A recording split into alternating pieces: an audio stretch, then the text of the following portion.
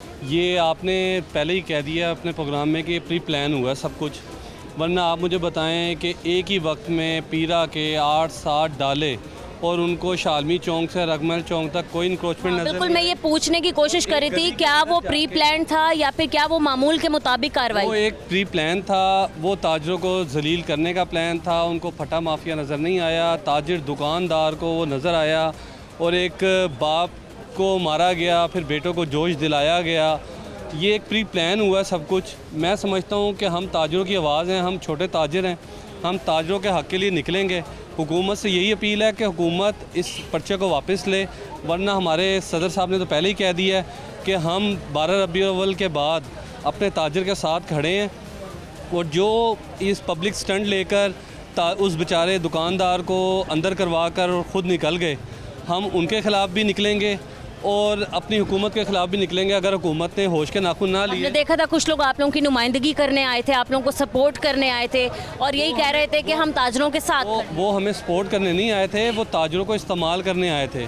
किस लिए?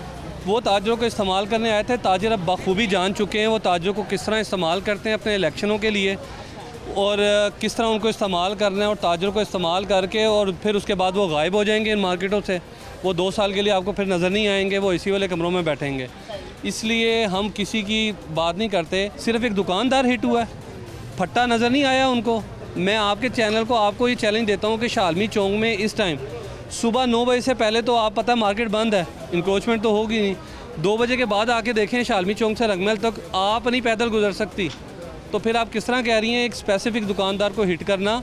हमें भी समझ है, अब सोशल मीडिया का दौर है, हम बड़ा अच्छा समझ जाते हैं कौन फटा माफिया है, किन के स्टैंड लगे हुए हैं। मैं डीसी साहब को कहूँगा, माशाल्लाह वो बहुत अच्छे काम कर रहे हैं। डीसी साहब एक दफ़ा शालमी का विज़िट करें और देखें, इन ताजरों के मसाइल को हल करें।